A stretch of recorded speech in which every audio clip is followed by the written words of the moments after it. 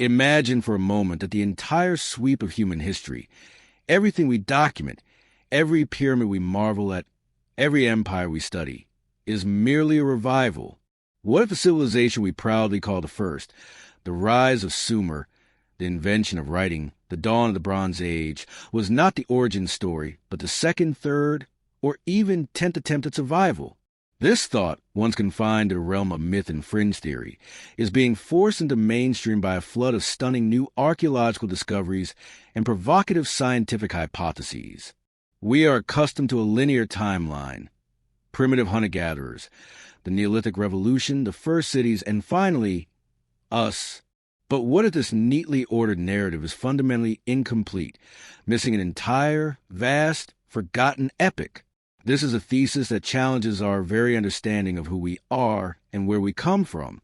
We might be living in the aftermath of a global catastrophe that not only destroyed a previous civilization, but utterly erased its memory from the collective consciousness, leaving behind only whispers and ancient flood myths and inexplicable megalithic structures. The conventional timeline suggests that sophisticated civilization, marked by monumental building, organized religion, and agriculture, began roughly 6,000 years ago. Yet, a cascade of recent finds, particularly in southeastern Turkey, is pushing that date back not by centuries, but by millennia.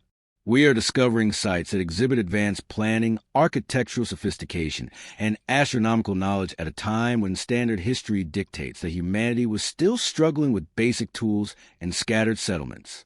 The implications are staggering. These structures were built by someone, and those someone possess a level of communal organization and intellectual capacity that we attribute only to much later societies. Why did this advanced culture emerge so suddenly? And, more importantly, where did it go?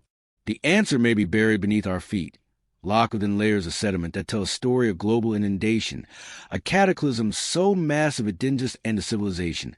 It buried its greatest secrets.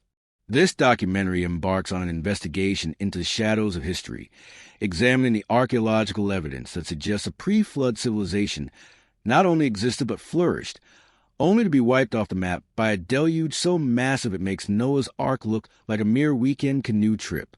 We will explore the stunning megaliths that are rewriting the history books, the geological evidence of a global flood event that predates recorded history, and the shocking scientific hypothesis that suggests advanced life may have existed on Earth millions of years ago.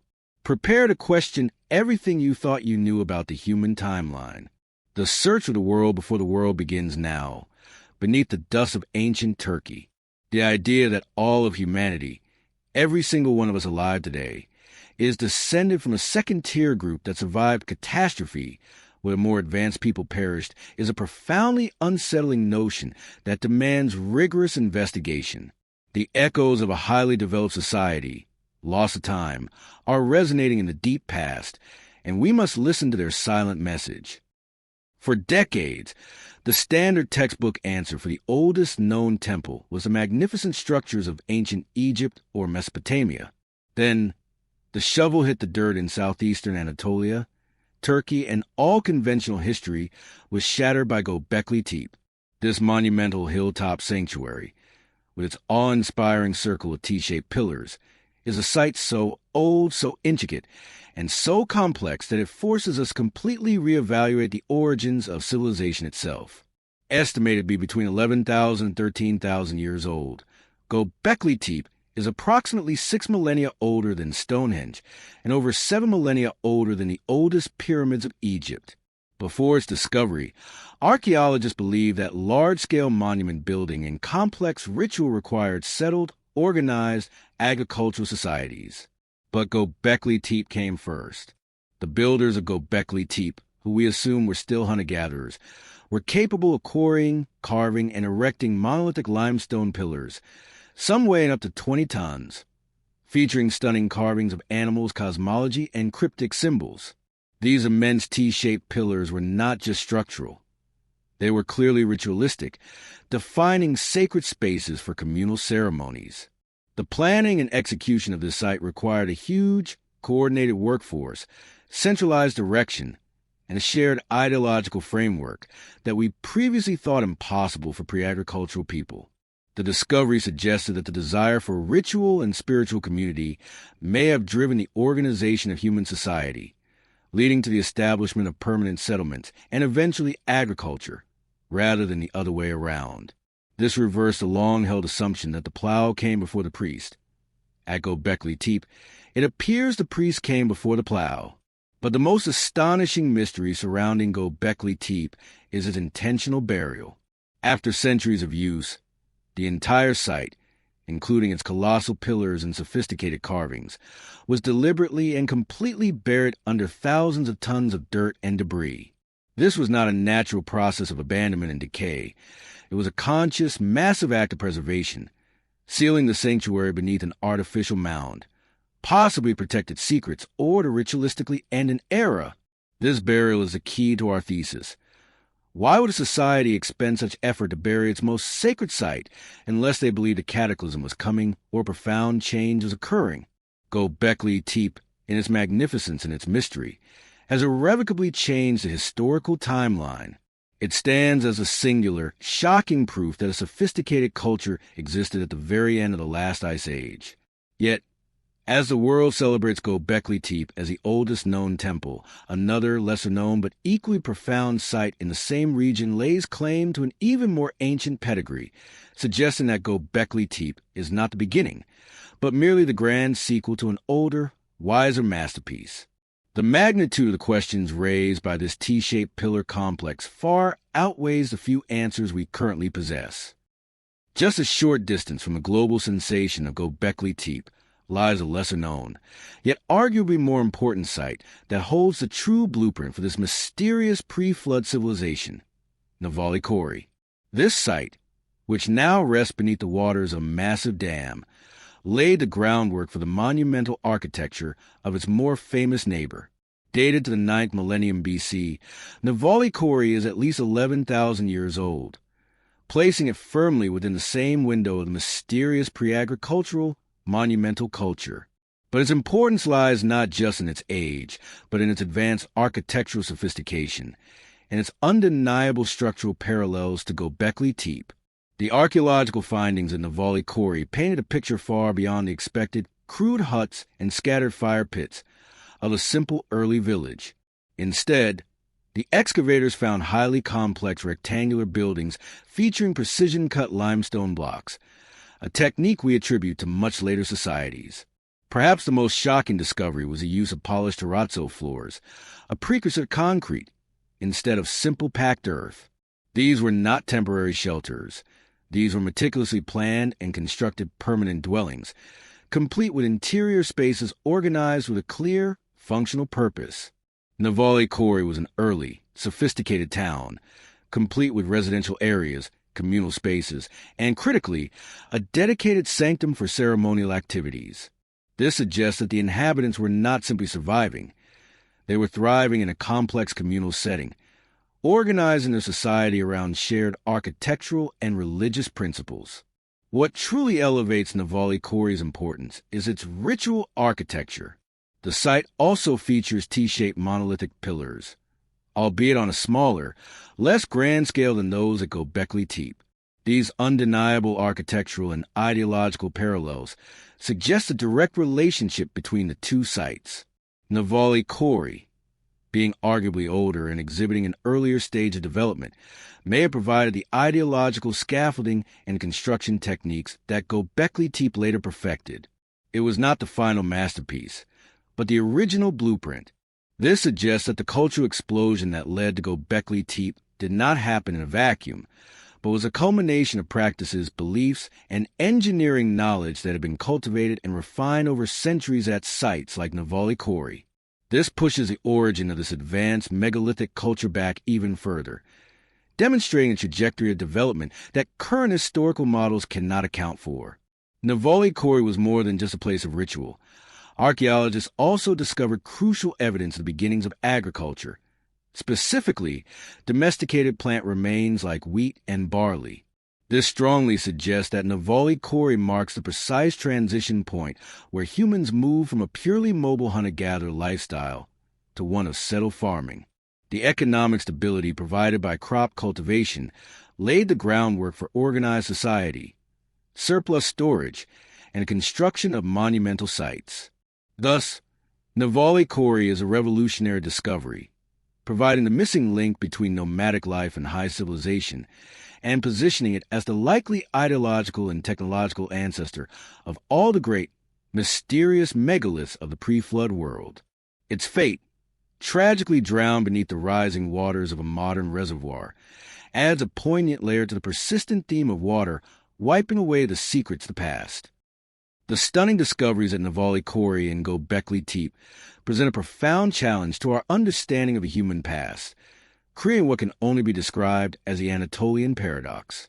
We have undeniable evidence of highly organized, architecturally sophisticated, and religiously coherent communities existing in modern-day Turkey between 11,000 and 13,000 years ago.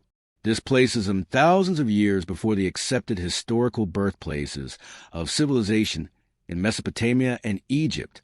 The paradox lies in sheer level of complexity achieved by people who, according to historical consensus, should not yet have been capable of such feats. The architectural parallels are not merely interesting. They are a smoking gun pointing to a unified culture. The widespread use of the T-shaped monolithic pillar, the precision stonework, and the dedication to large-scale ritual centers strongly suggest that Navali Kori and Göbekli Tepe were not isolated, singular achievements. Instead, they appear to be two peas in a much bigger, more civilized pod. This mysterious pre-flood civilization likely built more towns, more centers, and more cities across the Fertile Crescent and southeastern Anatolia, forming a sophisticated network that shared construction techniques, religious ideology, and, critically, astronomical knowledge.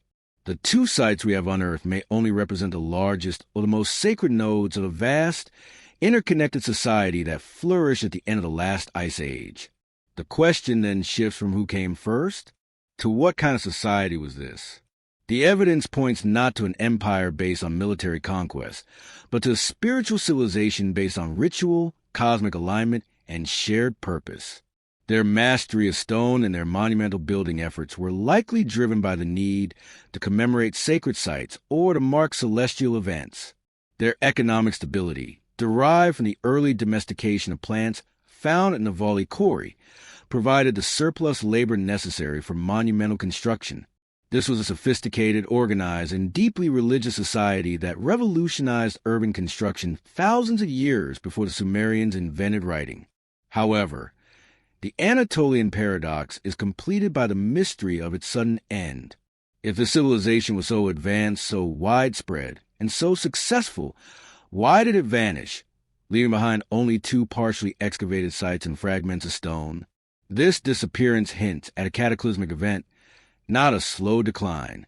If we date these sites to between 11,000 and 13,000 years ago, they existed precisely during the period of dramatic sea level rise and potential global climate upheaval associated with the end of the Younger Dryas period.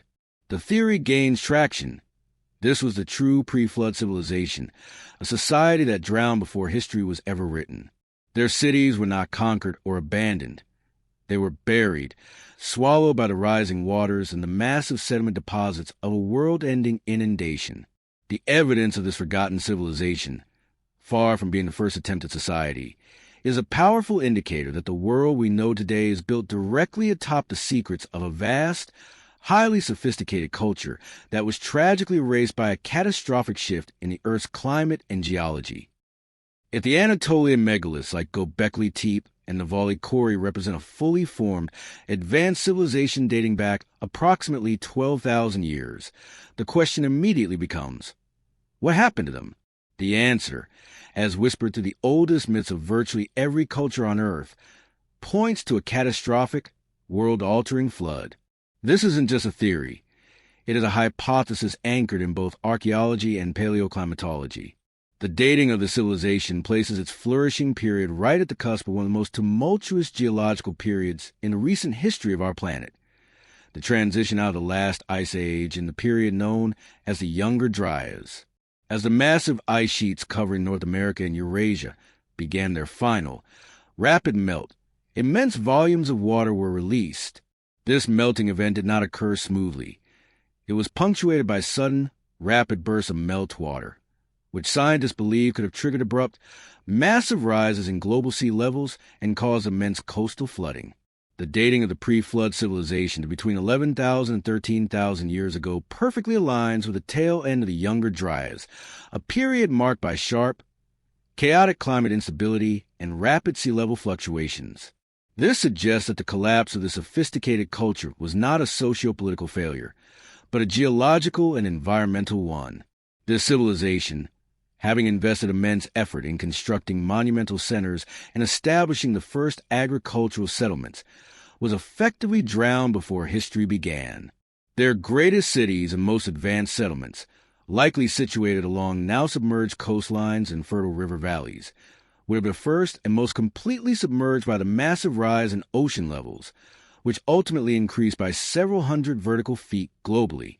The relentless, catastrophic nature of this event, whether a single massive surge or a series of devastating inundations over centuries, would have wiped the slate clean, leaving only the highest altitude ceremonial sites, like Göbekli Tepe, as partially surviving fragments.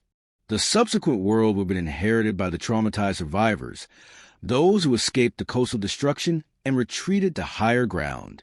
These survivors would carry with them only the faintest memory of the golden age they had lost, a memory that became encoded in the universal flood myths found in cultures from Sumer to the Maya, China to the Americas.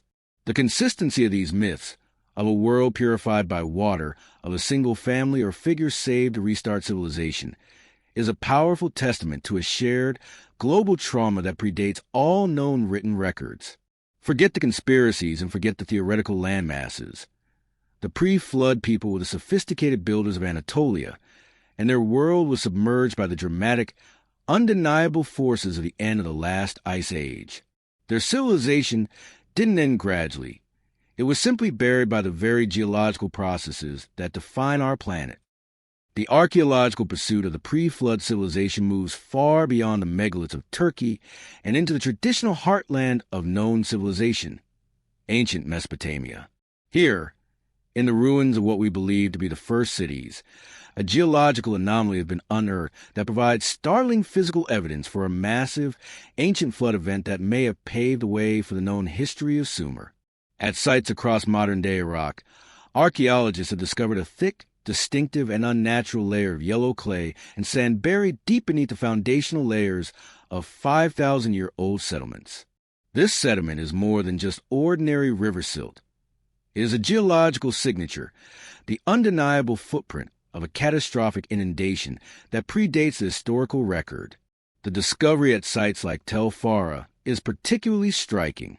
Here, beneath the ruins of an already ancient city, excavators found a clear, homogeneous layer of this yellow clay and sand, several meters thick in some places. This type of sediment is not the result of slow annual flooding. It requires a massive, violent deposition of material, often consistent with rapid, large-scale body of water covering the entire plain. The implication is staggering. An even more ancient city, an even older foundation of civilization, lies buried beneath this geological crime scene chalk outline. The layer suggests that the city was thriving, was abruptly buried by a powerful flood, and then, after an unknown passage of time, a new civilization arose and built its own city directly on top of the ancient flood deposit.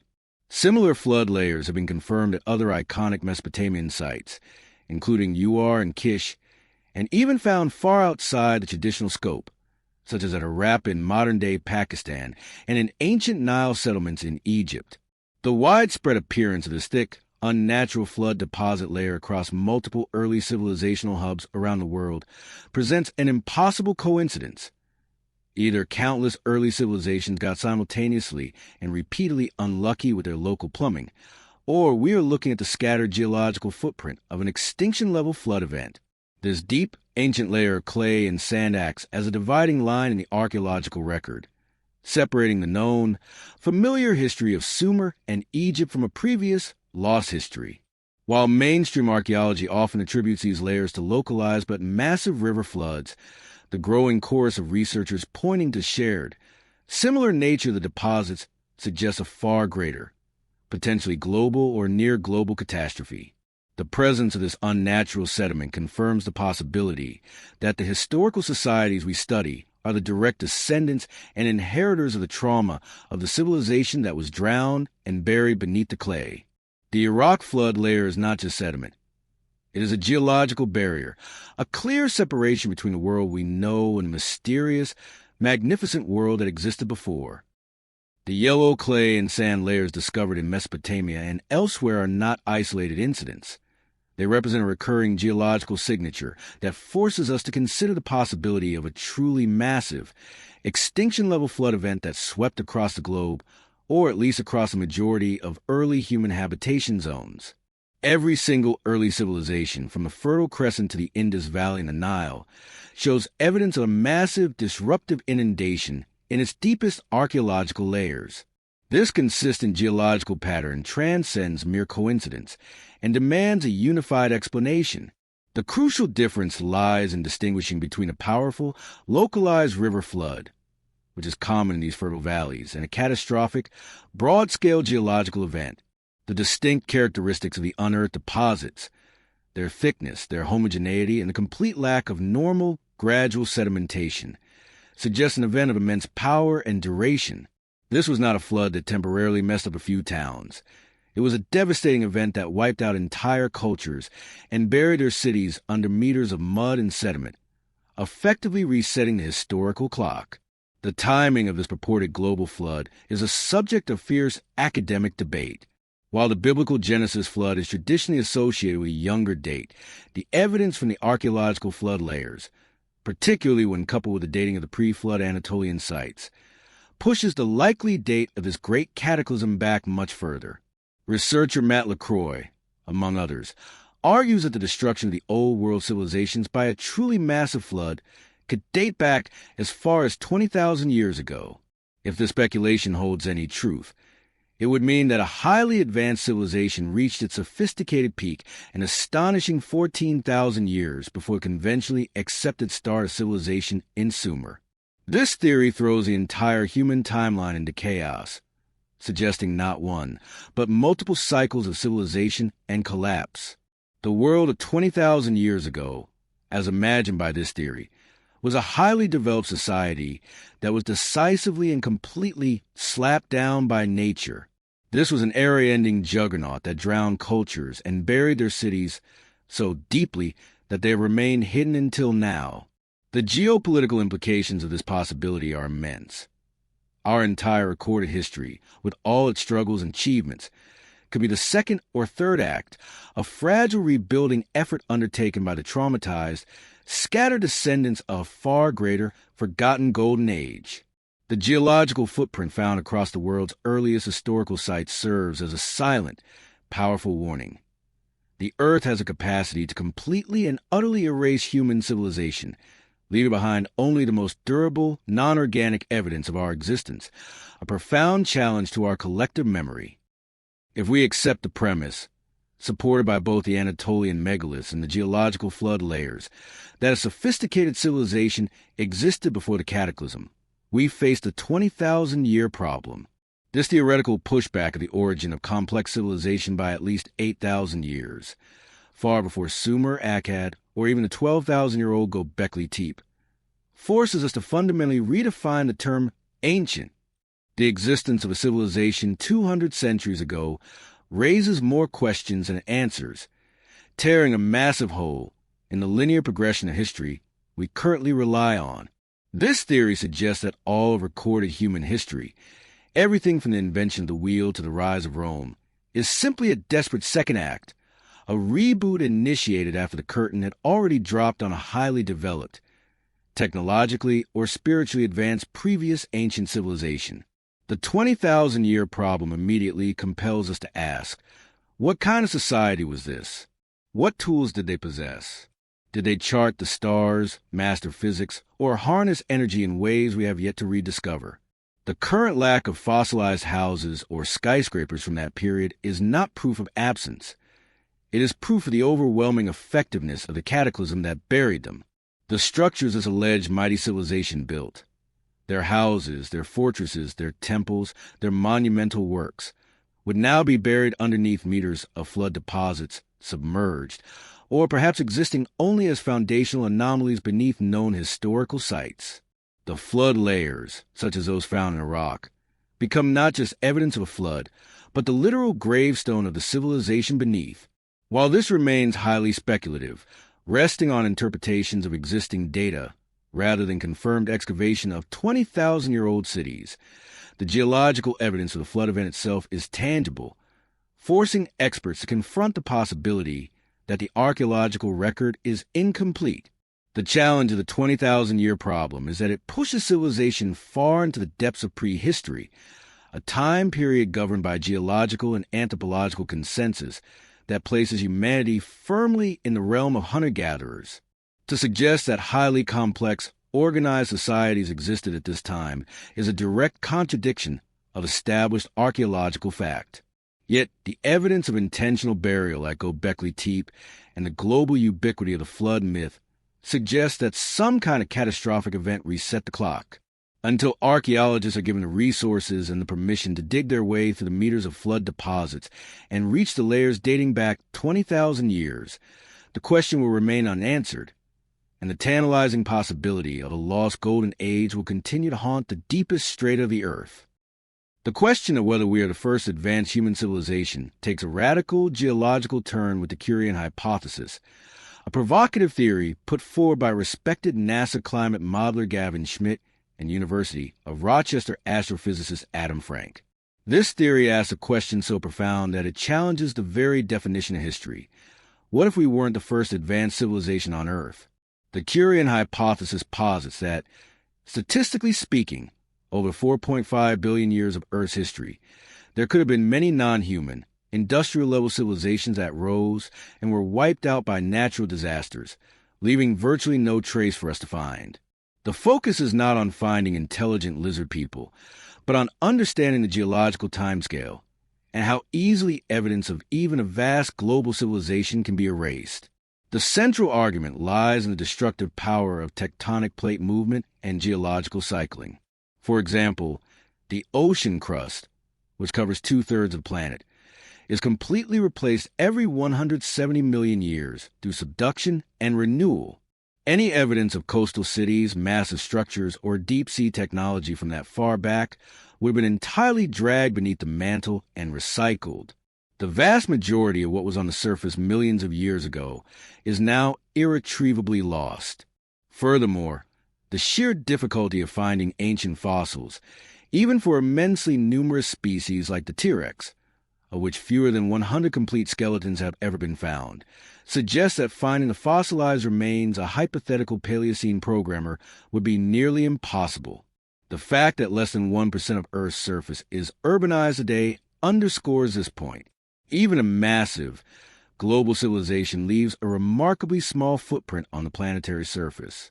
Over millions of years, that 1% footprint, through erosion, geological movement, and sedimentation, is easily erased.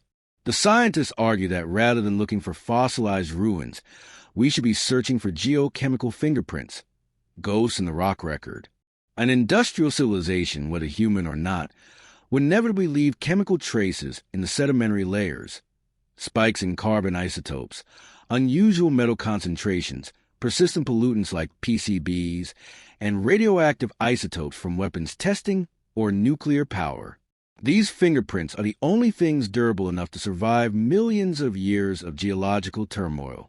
The Curian hypothesis is a powerful tool for thinking about our own civilization's legacy and how the planet eventually erases the memory of every advanced species that once walked its surface, a chilling thought for the builders of our own modern world. The single greatest enemy of historical memory is not fire, war, or time. It is geology. The Earth itself acts as a massive, relentless eraser, working over millions of years to scrub its surface clean of nearly all evidence of past advanced life. This profound mechanism for forgetting is the core of the Curian hypothesis and provides a humbling context for our search for pre-flood civilizations. Understanding the scale of the tectonic eraser is key to understanding why finding an empire of intelligent lizards, or even a highly advanced version of ourselves from 20,000 years ago, is such an incredibly difficult proposition. The Earth's crust is not static. It is a dynamic system of constantly moving plates. Over millions of years, these tectonic plates churn and slide under each other in a process known as subduction. Anything resting on the oceanic crust, which is constantly being created at mid-ocean ridges and destroyed at subduction zones, has a lifespan of about 170 million years before it is dragged down into the mantle. Given that 2/3 of the planet's surface is covered by ocean crust, the majority of any ancient coastal or maritime civilization would have been completely wiped from the record by now. Even on the continental crust, structures and artifacts are constantly subject to erosion, burial by massive sedimentation, and the immense forces of mountain-building events. A city built 50 million years ago, even if located inland, would likely be unrecognizable today, perhaps folded deep beneath a mountain range or reduced to dust and spread across continents. The lack of fossilized relic, therefore, does not prove that a civilization never existed. It proves that the geological timescale is a powerful destroyer of delicate evidence. This realization shifts the focus of the search away from traditional archaeology and toward geochemical analysis. If all the houses, fortresses, and temples are gone, the only things that remain are the enduring chemical signatures left behind by industrial activity. Pollution, chemical waste, and large-scale manipulation of resources leave telltale signs in the rock record. These geochemical fingerprints, such as unusual carbon isotope spikes or persistent pollutants, are the final, non-organic remnants of any civilization that hits an industrial phase. The tectonic eraser forces us to confront the fact that our own civilization, despite its massive scale, will likely be reduced to a faint, strange chemical layer in the sedimentary rock millions of years from now. This is the ultimate mechanism for forgetting, demonstrating that a successful, sustainable culture might, ironically, be the most likely to disappear without a trace. If the relentless geological churn of the tectonic eraser renders physical structures from millions of years ago virtually impossible to find, then the search for previous advanced civilizations, as proposed by the Curian hypothesis, must shift entirely to the micro level, the geochemical fingerprints left behind in the sedimentary rock record. This approach bypasses the need for spectacular fossilized cities and focuses instead on the subtle, durable chemical anomalies that industrial activity inevitably creates. A civilization that reached an industrial phase, whether human or non-human, would have fundamentally altered the chemistry of the planet, leaving a ghost signature that can persist for epochs. These are the chemical remnants of factories, transportation, energy production, and potentially global warfare. The most critical of these fingerprints is the carbon isotope spike. Every organism on Earth prefers to use the lighter carbon-12 isotope during photosynthesis. When an industrial civilization burns massive amounts of fossil fuels, which are essentially ancient buried organic matter, it rapidly releases this lighter carbon back into the atmosphere. This causes a sudden, unnatural skew in the global carbon isotope ratio, a measurable signature of a civilization's peak industrial activity. Even if the civilization disappears, this shift in the carbon record can be preserved in layers of shale, deep-sea sediments, and ice cores, acting as a clear, defined line in the planet's chemical history. Beyond carbon, researchers are looking for unusual metal concentrations and persistent pollutants. An industrial society requires mining and smelting on a massive scale, activities that mobilize metals like copper, lead, and zinc, often depositing them in unnaturally high concentrations far from their source. Furthermore, man-made, highly persistent pollutants, such as PCBs, polychlorinated biphenyls, which are virtually non-existent in nature, could survive in the sedimentary record for millions of years. While these pollutants might degrade over time, the byproducts of their decay are themselves anomalies that would be difficult for natural processes to replicate, signaling a technological intervention. The most chilling geochemical signature to seek is that of radioactive isotopes.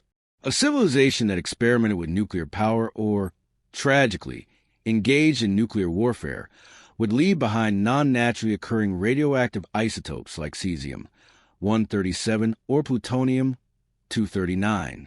These isotopes, even in minute concentrations, will be geological red flags, undeniable proof of advanced atomic-level manipulation of matter. Therefore, the search for the ghosts of an ancient civilization has become a sophisticated, high-tech effort to analyze deep geological cores, searching for the specific, synchronous combination of chemical spikes. The absence of these fingerprints over millions of years suggests that, for long periods, the Earth was free from industrial civilization. But the discovery of even one such layer would rewrite not just human history, but the history of life on Earth itself, confirming that we were merely one of many experiments in intelligence. The methodology of searching for geochemical fingerprints, as defined by the Curian hypothesis, immediately directs our attention to a specific, dramatic event in the deep past, the Pleistocene thermal maximum, or PTM. Occurring approximately 56 million years ago, the PTM was a sudden, massive global warming event that lasted about 170,000 years. It serves as a near-perfect analog for the kind of environmental collapse that a modern, industrial civilization might trigger. The geological record of the PTM exhibits all the geochemical characteristics scientists would expect to find from an ancient, self-destructive civilization, forcing us to ask the uncomfortable question: was the PTM a purely natural event, or the result of our lizard predecessors?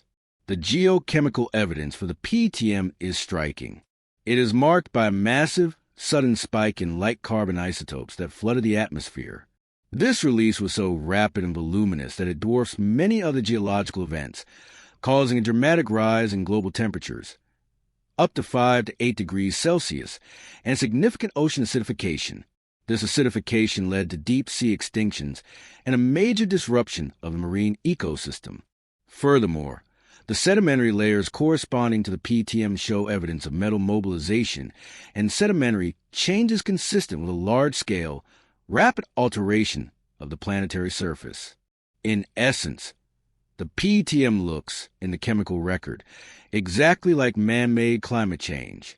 For decades, the consensus was that the PTM was caused by natural forces, likely immense volcanic eruptions releasing carbon from the Earth's interior, or the sudden, massive release of methane hydrates from the deep seafloor. These are powerful, natural explanations. However, the Curian hypothesis requires us to consider the alternative.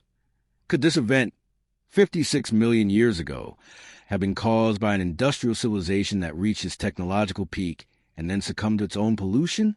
The rapid carbon release, the deep-sea extinctions, and the extreme global warming all perfectly match the projected environmental consequences of an unchecked, fossil fuel-dependent society. The problem, and the reason the PTM remains a natural event, is the absolute lack of physical evidence.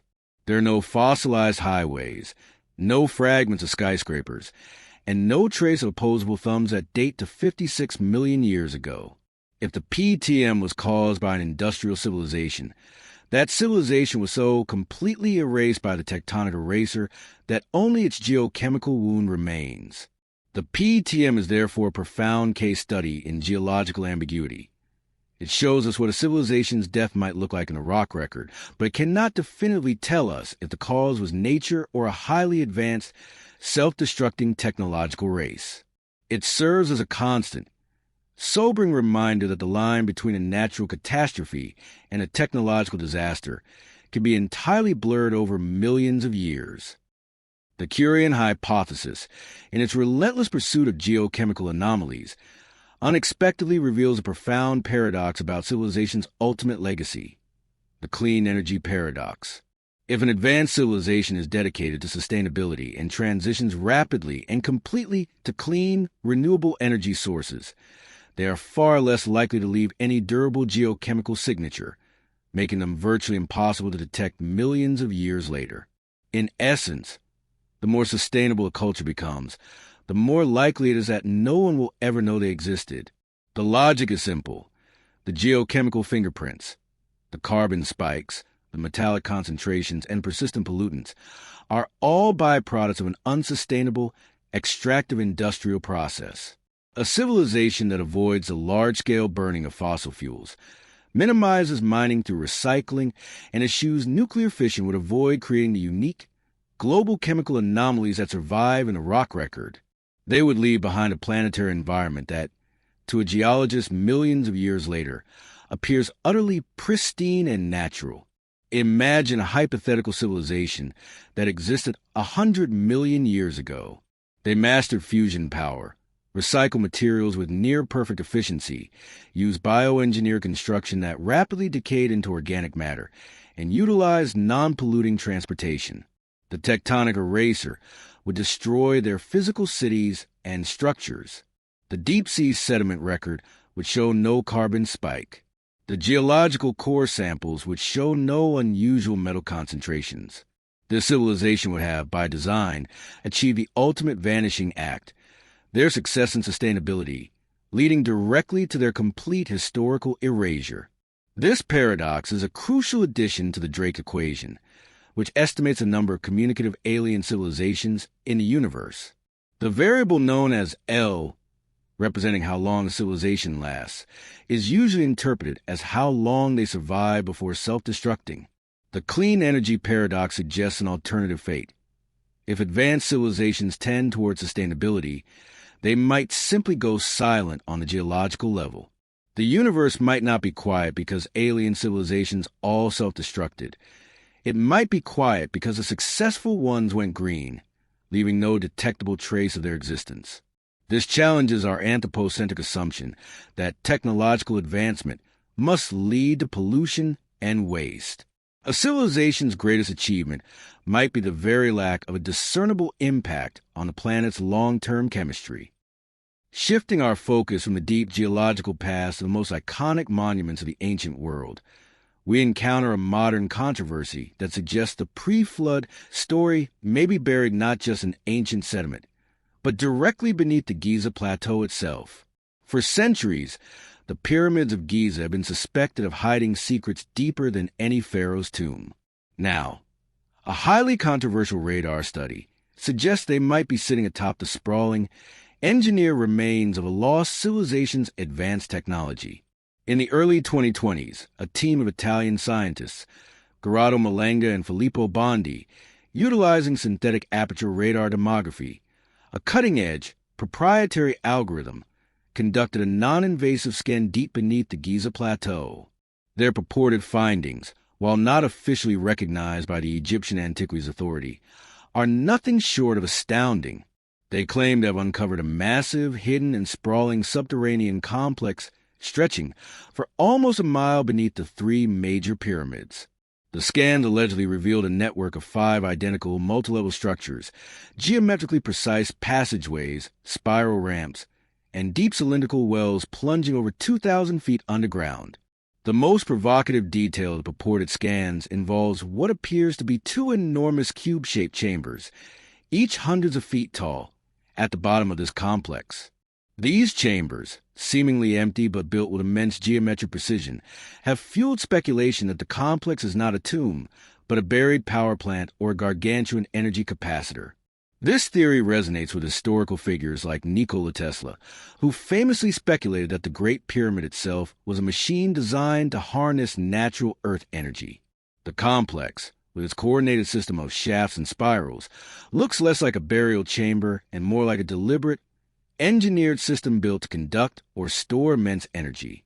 The official response from the Egyptian government has been one of outright denial and dismissal, maintaining the established narrative that the pyramids were simply tombs built around 2500 BC using conventional labor and techniques. They have strictly prohibited any excavation that would challenge the established timeline in history, particularly any research that smells like alternative history, or links the structures to a technologically advanced pre-flood civilization. Thus, the massive subterranean complex remains a tantalizing secret, existing only in the digital data of the radar scans. It is either the most significant unacknowledged discovery in archaeology, evidence of a lost technology from an epoch we dare not imagine, or a misinterpretation of geological anomalies. Regardless, the controversy ensures that the Giza Plateau remains a focal point for the hypothesis that the modern world's earliest achievements are built atop the forgotten remnants of a much older, more sophisticated age. The idea that the Great Pyramid of Giza is not merely a pharaoh's tomb, but a technologically sophisticated machine has persisted for centuries, finding its most eloquent and famous proponent in the inventor Nikola Tesla. Tesla, the genius who pioneered alternating current and dreamed of wireless global energy transmission, had a profound intuition that the pyramid was designed not for the dead, but for the living earth. He believed the pyramid was somehow used as a device for harnessing and transmitting natural earth energy, suggesting it was a planetary capacitor rather than a royal mausoleum. Tesla's hunch stemmed from his understanding of resonance and electromagnetism. He believed the pyramid's geometry, its colossal mass, and its location at the precise center of the Earth's landmass made it an ideal structure for gathering and focusing the planet's natural seismic and electromagnetic vibrations. In his later, more esoteric experiments at Wardenclyffe Tower, Tesla sought to use the Earth itself as a conductor for energy, a concept that mirrors the theories about the pyramid's function. For Tesla, the pyramids were evidence of a lost science, an engineering achievement designed to interface with the fundamental forces of the planet. This historical speculation finds powerful contemporary fuel in the aforementioned controversial radar scans of the subterranean complex beneath the Giza Plateau. The alleged discovery of 5 identical, multi-level structures and 2 massive cube-shaped chambers hundreds of feet underground perfectly aligns with the concept of a buried coordinated system of shafts, chambers, and spirals, a system built to conduct, store, or amplify something. If the chambers at the bottom were indeed meant for energy storage or generation, they would represent a massive infrastructure far beyond the scope of a 2500 BC civilization. The core of this theory is that the builders of Giza, whether the conventionally dated Egyptians or the theorized pre-flood civilization, possessed a sophisticated understanding of terrestrial resonance and the principles of wireless energy transmission. They built a device that could have distributed energy globally or created a massive power supply. If this is true, the pyramid complex is not a testament to the organizational power of Pharaoh, but a remnant of the technological power of a lost age. The structure, in this view, is a kind of geological battery or antenna, a blueprint buried under the sand that hints at a fundamental difference in technological approach, utilizing the planet's existing energy fields rather than extracting and burning finite resources. Tesla's instinctual connection to the pyramid's true purpose, though scientifically unproven, provides imaginative scaffolding for the idea that what lies beneath Giza is an ancient, technological wonder from a time before the accepted dawn of history. The discussion of pre-flood civilization inevitably collides with ancient religious texts, particularly the story of Noah's Ark, and gives rise to a surprising debate. What tools did Noah and the pre-flood people actually possess? This question is fiercely debated between mainstream archaeology and the proponents of young Earth creationism, most famously articulated by Ken Ham, founder of the Ark Encounter. While scientists point to historical evidence of ancient technologies, the creationist view posits that the pre-flood world was technologically far more advanced than our own, with its achievements being completely erased by the global deluge. Mainstream archaeology operates on evidence, confirming that ancient Mesopotamians, the likely setting for the Ark story, possessed sophisticated woodworking and construction tools of the time. Copper cutting tools, chisels, mallets, manual drills, and essential engineering aids like levers, pulleys, and ramps.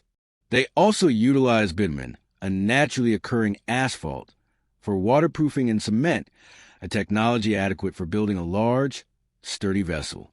However, Ken Ham and other creationists argue for something vastly more sophisticated, even power tools and advanced metallurgy.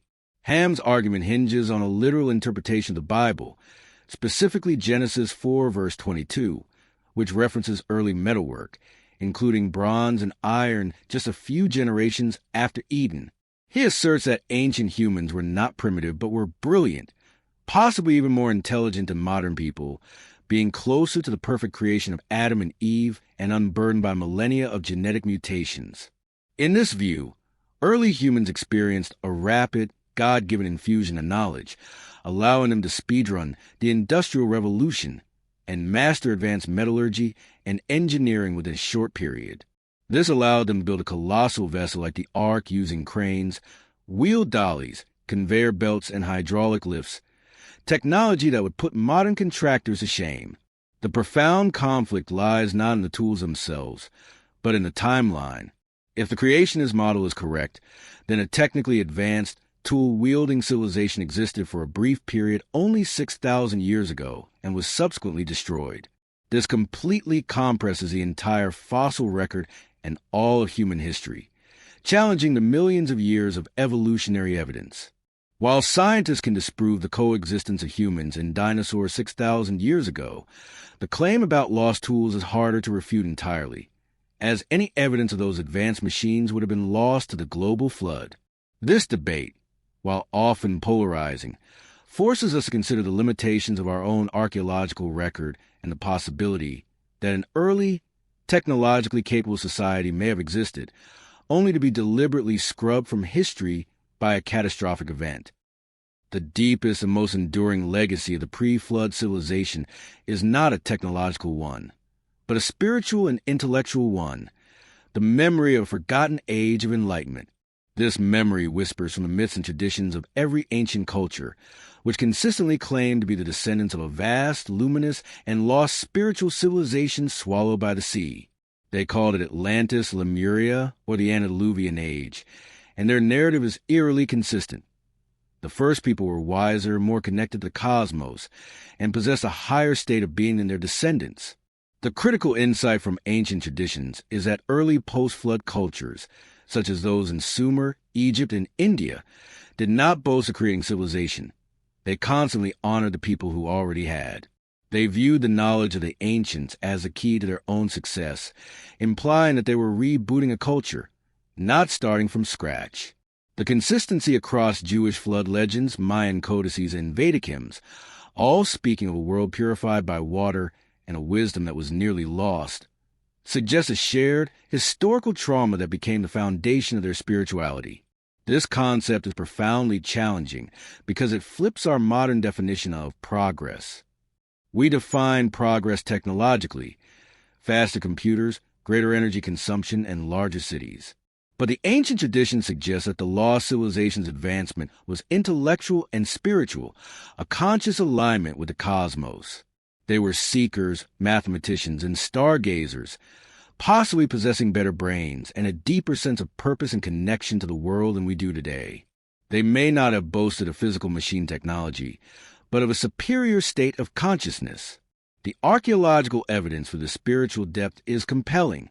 The monumental effort put into Göbekli Tepe, a site seemingly dedicated purely to ritual and cosmology rather than defense or economy, supports the idea that the driving force of this pre-flood culture was ideological.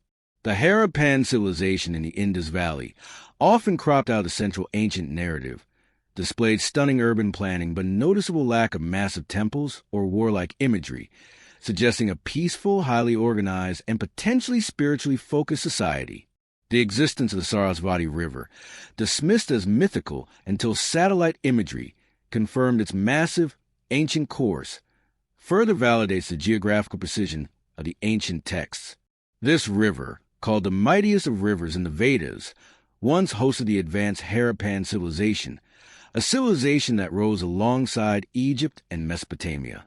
If the ancients had access to a more advanced, spiritual, mature way of life, a wisdom we have clearly lost, then our high-tech world may be a technologically sleek, but spiritually bankrupt reboot. The memory of the Great Flood is not just a theological concept.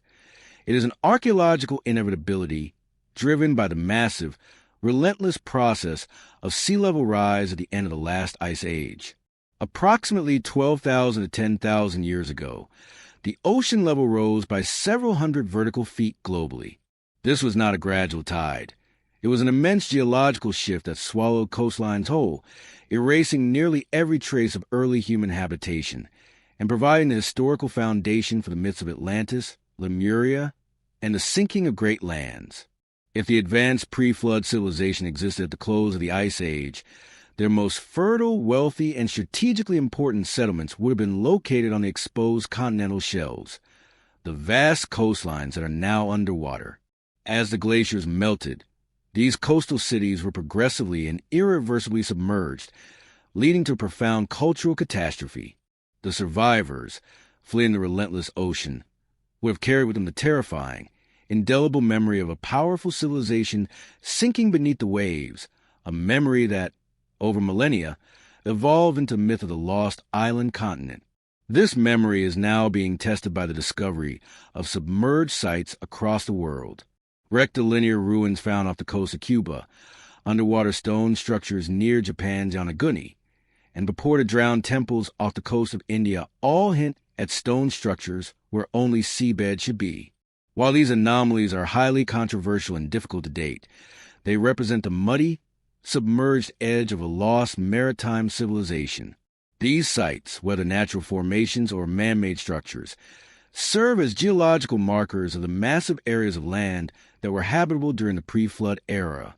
Controversial researchers like Graham Hancock argue that these submerged ruins, combined with the mysterious flood layers found under archaeological sites like those in Iraq, point not to isolated events, but to the remnants of a single lost maritime civilization that flourished along the now submerged coastlines. The inundation would have been gradual enough for some knowledge to be saved, yet devastating enough to wipe the material record clean. The trauma of the rising seas explains why the descendants of the survivors, the post-flood cultures of Sumer, Egypt, and India, were so obsessed with water, geometry, and the cosmos, viewing their own existence as fragile and temporary. The myths of Atlantis and Lemuria are not fantasies. They are the cultural memory of a world where massive areas of land disappeared, a memory that must be factored into any honest attempt to map the origins of human civilization. The alternative history theories surrounding pre-flood civilizations, while compelling, exist in direct tension with the established doctrines of mainstream archaeology. The archaeological counterpoint is clear and relentless. Theories must be supported by hard data, confirmed excavation, and rigorous dating, not merely by the absence of evidence or the interpretation of myth. While acknowledging the mysteries of sites like Göbekli Tepe, mainstream science views the hypothesis of a technologically advanced civilization 20,000 years ago as a leap of faith not yet supported by the physical record. The primary point of contention is a lack of confirmed industrial-level artifacts.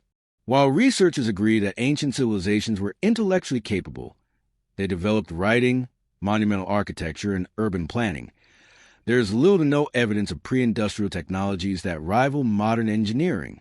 There are no confirmed fossilized machine parts, no large-scale smelting operations, and no evidence of non-naturally occurring pollutants that predate the established timelines. For archaeologists, the lack of evidence is evidence, suggesting that a technologically advanced civilization simply did not exist during the proposed period. The artifacts often cited by alternative historians, such as rock walls in various locations or out-of-place artifacts, are frequently dismissed as natural formations, misidentified geological phenomena, or subject to unreliable dating methods. Göbekli Tepe itself, while revolutionary, is dated to 12,000 years ago, not 20,000, and its structures are massive stone monuments, not evidence of a nuclear-powered global empire. Science argues from what has been found, whereas the alternative theories argue from what might have been lost. However, the counterpoint itself faces a challenge from the geological evidence. The confirmed existence of the massive flood layers in Mesopotamia and the geological history of massive, abrupt sea level rise are undeniable facts. The challenge for mainstream archaeology is to account for the cultural gap left by this massive inundation. Why did civilization emerge so suddenly in Sumer? Why is there a persistent, universal memory of a great flood? The debate, therefore, is ultimately about time, evidence, and interpretation. While critics of the alternative theories often mock the lack of proof, the archaeological community is increasingly being forced to confront the anomalies, the sophisticated construction at Navali Quarry, the intentional burial of Göbekli Tepe, and the unexplained geological breaks in the early historical record that suggest the story of humanity's origins is still far from complete. Our chronicle ends not with final answer, but with an open-ended challenge. The evidence gathered from the Anatolian megaliths, the mysterious flood layers in Iraq, the physics of the Curian hypothesis, and the compelling narratives of ancient myth all converge on one profound conclusion. the map of human history is unfinished.